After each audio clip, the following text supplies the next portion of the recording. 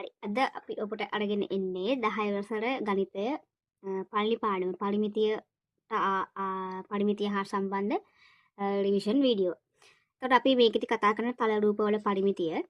එතකොට ඒ යටතේ සමචතුරස්‍රය, ඍජුකෝණාශ්‍රය, ත්‍රිකෝණය සහ වෘත්තය මේවා ගැන මේවායේ පරිමිතිය හොයන්නේ කොහොමද කියලා ඔයාලට 9 වසරේදී උගන්වලා තිනවා. දැන්ට මතක් කිරීමක් කරන්නම්. පරිමිතිය කියලා කියන්නේ මොනවා හරි තල රූපයක වටේ දිග තමයි අපි කියන්නේ පරිමිතිය කියලා.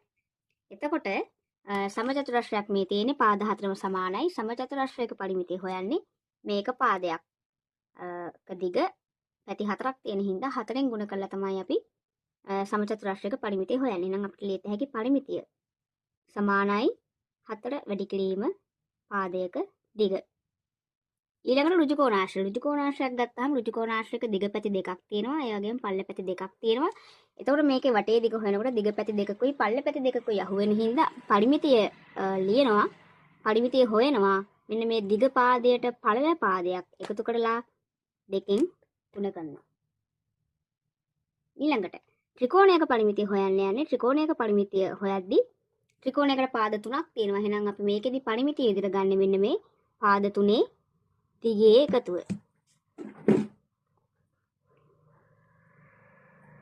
ඊළඟට අපි කතා කරන්න තියෙන වෘත්තයක්. අරය R කියලා. අරය අපි R ලකුණු කරොත් සිම්පල් R වෙච්ච වෘත්තයක පරිධිය නැත්නම් පරිමිතිය. අපි මෙන්න මේ වටේ දිග හොයන්නේ.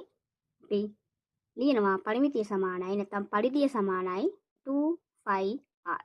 මෙන්න මේකේ සූත්‍ර පාවිච්චි කරලා අපිට පුළුවන් තල රූපවල පරිමිතිය හොයන්න.